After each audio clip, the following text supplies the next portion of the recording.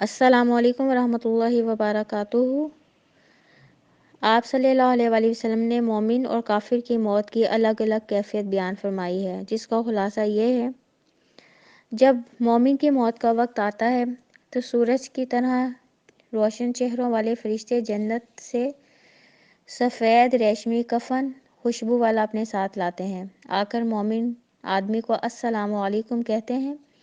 मलकुल मौत रूह कब्ज़ करने से पहले उसे खुशखबरी देते हैं, ए पाक रूह, खुश हो जा, तेरे लिए अल्लाह की रहमतें और जन्नत की नेमतें हैं। ये खुशखबरी सुनकर मोमिन आदमी के दिल में अल्लाह ताला के पास जाने की ज़बरदस्त ख्वाहिश पैदा होती है और मोमिन आदमी की रूह जिस्म से इस तरह निकल जाती है जिस तरह मशकीज़े का मुंह खोल देने से पानी बह निकलता है। फरिश्ते रूह कब्ज़ करने के बाद उसे खुशबू और सफ़ेद रेशमी कफन में लपेट लेते हैं और आसमान की तरफ जाते हैं। उस वक्त मोमिन आदमी की रूह से इस कदर अच्छी खुशबू आती है कि आसमान के फरिश्ते उसे महसूस करके आपस में कहते हैं, किसी मोमिन आदमी की रूह ऊपर आ रही है। फरिश्ते आसमान के दरवाजे पर दस्तक देते हैं तो आसमान अव्वल के फरिश्ते पूछते हैं, ये कौन पाक रूह है? जवाब में फरिश्ते बतलाते हैं, ये फ़लाँ इब्ने फ़लाँ है। आसमान के फरिश्ते उसके लिए दरवाज़ा खोलते हैं, उसे खुशामदीद कहते हैं और उस पाक रूह को अल्लाह की रहमतों और नेमतों की बशारत देते हैं। फरिश्ते उसे दूसरे आसमान की तरफ ले जाते हैं। आसमान अव्वल के फरिश्ते मोमिन आदमी की इज़्ज़त अफजाई के लिए दूसरे आसमान तक उसे अलविदा कहने जाते हैं। दूसरे आसमान पर मोमिन की रूह को पहले आसमान की तरह खुशामदीद कहा जाता है। फिर तीसरे आसमान पर, चौथे हत्ता के सातवें आसमान तक रूह पहुंच जाती है। वहां पहुंचने के बाद अल्लाह की तरफ से हुक्म होता है कि मेरे इस बंदे का नाम इल्लियीन, बुलंद मर्तबा लोगों की फहरिस्त में लिख लो। इसके बाद उसकी रूह को जिस्म में सवाल जवाब के लिए दोबारा लौटा दिया जाता है। कब्र में आने वाले फरिश्तों को मुनकर और नकीर कहा जाता है। उनका चेहरा स्याह, आंखें नीले रंग की बड़ी बड़ी चमकदार, दांत गाय के सींग जैसे बड़े बड़े, आवाज़ बिजली की तरह गरजदार होती है। अपने दांतों से ज़मीन उखेड़ते हैं और गरजदार आवाज़ में पूछते हैं, मन रब्बू का, तेरा रब कौन है? मन नबीयू का, तेरा नबी कौन है? मा दीनू का, तेरा दीन कौन सा है? मोमिन आदमी कब्र की तारीखी और तन्हाई और मुनकिर नकीर के इंतहाई डरावने चेहरे देखने के बावजूद किसी किस्म का खौफ और घबराहट महसूस नहीं करता और पूरे इत्मीनान से मुनकर नकीर के सवालों के जवाब देता है। बाज़ अहले इल्म को सवाल जवाब के वक्त सूरज गुरूब होते हुए दिखाया जाता है। चुनाचे मोमिन आदमी फरिश्तों के सवाल के जवाब में कहता है, ज़रा ठहरो, मुझे पहले नमाज असर अदा कर लेने दो, फिर मैं तुम्हारे सवालों का जवाब दूंगा। लेकिन जब उसे मालूम होता है कि यह नमाज अदा करने की जगह नहीं, तो फिर वो मुनकिर नकीर के सवालों का जवाब देता है। सवालों जवाब के बाद जहन्नम की तरफ एक सुराख करके मोमिन आदमी को जहन्नम की आग दिखाई जाती है। उसे बताया जाता है कि ये है वो आग जिससे अल्लाह ने तुझे अपने फजल से बचा लिया है। फिर जन्नत की तरफ एक सुराख या दरवाज़ा खोला जाता है जिससे मोमिन आदमी जन्नत की नेमतों का नज़ारा करके खुशी महसूस करता है। उस वक्त मोमिन को जन्नत में उसका घर भी दिखाया जाता है। उसकी कब्र 70 हाथ या हदे निगाह तक फराख कर दी जाती है और 14वें के चांद जैसी चांदनी से मुनव्वर कर दी जाती है। जन्नत का खुशबूदार लिबास उसे पहनाया जाता है। जन्नत का खुशबूदार आरामदेह नरमो नाजुक बिस्तर उसे मुहैया कर दिया जाता है। कब्र में मोमिन आदमी के पास एक खूबसूरत चेहरे वाला, खूबसूरत और खुशबूदार लिबास पहने एक आदमी आता है। मोमिन उससे पूछता है, तू कौन है? वो कहता है, तेरे नेक अमाल हूँ और आखिरत की ज़िंदगी में तुझे आराम और इनाम की बशारत देता हूँ। तब मोमिन आदमी दुआ करता है, ए मेरे रब, क़यामत जल्द कायम फरमा ताकि मैं अपने अहल व अयाल से जल्दी मिल सकूँ। बाज़ अहादीस में यह भी आता है कि मोमिन आदमी कहता है, मैं अपने अहल व अयाल के पास वापस जाना चाहता हूँ ताकि उन्हें अपने नेक अंजाम से आगाह करूँ। जवाब में फरिश्ते कहते हैं, अच्छा, अब तुम दुल्हन की तरह आराम से सो जाओ, यानी वापस जाना मुमकिन नहीं। चुनाचे मोमिन आदमी सो जाता है हत्ता कि क़यामत के रोज़ अल्लाह उसे उसकी कब्र से उठाएंगे। यहाँ से उसका जो सफ़र आखिरत का अगला मरहला शुरू होगा, जिसकी तफसील इंशाल्लाह हम आगे देखेंगे। जब काफिर की मौत का वक्त आता है तो उसकी रूह कब्ज़ करने के लिए इंतहाई खौफनाक स्याह चेहरे वाले फरिश्ते टाट का बदबूदार कफन साथ लेकर आते हैं اور آتے ہی اسے اے خبیث روح، اے مغضوب روح کے الفاظ سے خطاب کرتے ہیں، اسے اللہ کے غضب اور جہنم کے عذابوں کی بشارت دیتے ہیں۔ کافر کی روح خوف اور ڈر کی وجہ سے جسم سے نکلنا نہیں چاہتی، فرشتے اسے اس طرح کھینچ کر نکالتے ہیں جس طرح کانٹے دار لوہے کی سوراخ گیلی اون سے زبردستی کھینچ کر نکالی جاتی ہے۔ قرآن مجید میں اس کیفیت کا ذکر ان الفاظ میں کیا گیا ہے: قسم ہے ان فرشتوں کی جو کافروں کی جان جسم میں ڈوب کر نکالتے ہیں۔ یہ سورۃ نازعات آیت نمبر 1، یعنی وہ نکلنا نہیں چاہتی مگر فرشتے اسے زبردستی نکالتے ہیں۔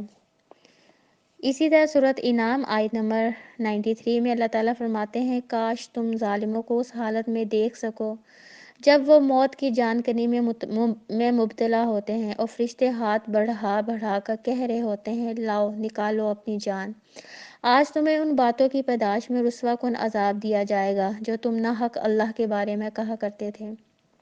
اس وقت کافر کی روح سے اس قدر غلیظ بدبو آتی ہے جس طرح کسی گلے سڑے مردار سے انتہائی مکروہ بدبو آتی ہے۔ فرشتے جب اسے آسمان کی طرف لے کر جانے لگتے ہیں تو آسمان کے فرشتے وہیں سے اس کی بدبو محسوس کر لیتے ہیں اور کہتے ہیں: کوئی خبیث روح آسمانوں کی طرف لائی جا رہی ہے۔ جب موت کے فرشتے کافر کی بدبودار روح لے کر آسمان اول پر پہنچتے ہیں اور دستک دینے پر پوچھا جاتا ہے: یہ کون ہے؟ جواب میں فرشتے کہتے ہیں: یہ فلاں ابن فلاں ہے۔ آسمان کے فرشتے جواب دیتے ہیں: اس خبیث جسم کی خبیث روح کے لیے کوئی مرحبا نہیں، اس کے لیے آسمان کے دروازے نہیں کھولے جاتے، اسے ذلیل کر کے زمین پر بھیج دیا جاتا ہے۔ چنانچہ فرشتے اسے زمین اول سے ہی زمین میں پٹخ دیتے ہیں۔ ادھر اللہ کی طرف سے حکم ہوتا ہے: اس کا نام سجین یعنی کافروں کی فہرست میں لکھ دو۔ اس کے بعد اس کی روح سوال و جواب کے لیے اس کے جسم میں لوٹا دی جاتی ہے۔ قبر میں منکر نکیر جب کافر کے پاس آتے ہیں تو وہ سخت خوف زدہ اور گھبرایا ہوا ہوتا ہے۔ منکر نکیر پوچھتے ہیں: من ربو کا، من نبیو کا، ما دینو کا؟ کافر جواب میں کہتا ہے: ہا لا ادری، ہائے افسوس میں نہیں جانتا۔ منافق آدمی کہتا ہے: میں نے جو کچھ لوگوں کو کہتے ہوئے سنا بس وہی کہتا ہوں۔ منافق کے اس جواب کے بعد جنت کی طرف دروازہ کھول کے اسے جنت کی نعمتوں کی ایک جھلک دکھائی جاتی ہے اور اسے بتایا جاتا ہے: یہ ہے وہ جنت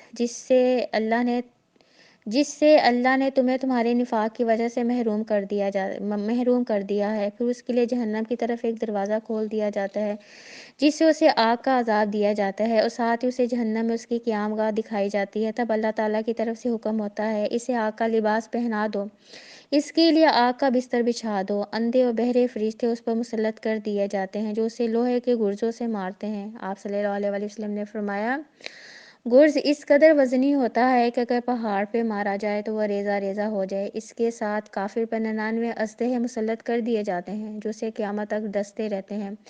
آپ صلی اللہ علیہ وسلم کا ارشاد مبارک ہے: قبر کا اژدہا اس قدر زہریلا ہوتا ہے اگر زمین پہ وہ ایک دفعہ پھونک مار دے تو زمین پر سبزہ اگنا بند ہو جاتا ہے۔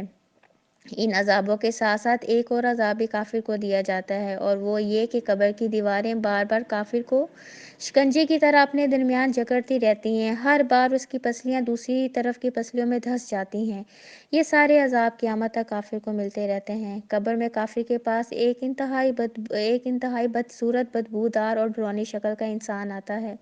کافر پوچھتا ہے: تم کون ہو؟ وہ کہتا ہے: میں تیرے اعمال ہوں جو تجھے برے اعمال کی خبر دینے اور تجھے تیرے برے اعمال کی خبر دینے آیا ہوں۔ کافر خوف زدہ ہو کر کہتا ہے: اے میرے رب، قیامت قائم نہ کرنا۔ یوں کافر موت کے لمحے سے ہی اللہ کے عذاب میں گرفتار ہو جاتا ہے اور قیامت قائم ہونے تک مسلسل ان سارے عذابوں میں مبتلا رہتا ہے۔ اللہ تعالیٰ اپنے فضل و کرم سے ہر مسلمان کو قبر کے عذاب سے محفوظ رکھے، آمین۔ سوال و جواب کے بعد مومن آدمی کی روح کو علیین میں ٹھہرایا جاتا ہے جبکہ کفار، منافقین اور مشرکین کی ارواح کو سجین میں بند کر دیا جاتا ہے۔ یاد رہے، علیین کتاب کا نام بھی ہے جس میں اہل ایمان کے نام درج کیے جاتے ہیں اور جگہ کا نام بھی ہے جہاں اہل ایمان کی ارواح قیامت تک قیام کریں گی۔ اسی طرح سجین کتاب کا نام بھی ہے جس میں کفار اور مشرکین کے نام لکھے جاتے ہیں اور سجین جگہ کا نام بھی ہے جہاں کفار اور مشرکین کی ارواح قیامت تک قید کر دی جاتی ہیں۔ یہ ہے قبر کی وہ کٹن گھاٹی جس کے بارے میں آپ صلی اللہ علیہ وسلم نے فرمایا: میں نے قبر سے زیادہ سختی اور گھبراہٹ والی جگہ کوئی نہیں دیکھی۔ یہ ترمذی کی حدیث ہے۔ اس قبر کے فتنے سے آپ صلی اللہ علیہ وسلم نے صحابہ کرام کو اللہ کی پناہ طلب کرنے کی تلقین فرمائی ہے۔ احمد کی حدیث ہے۔ حضرت عبداللہ بن عباس رضی اللہ تعالیٰ عنہ فرماتے ہیں، آپ صلی اللہ علیہ وسلم نے ہمیں فتنہ قبر سے پناہ مانگنے کی دعا اس طرح سکھائی جس طرح قرآن پاک کی آیات سکھاتے تھے۔ یہ نسائی کی حدیث ہے۔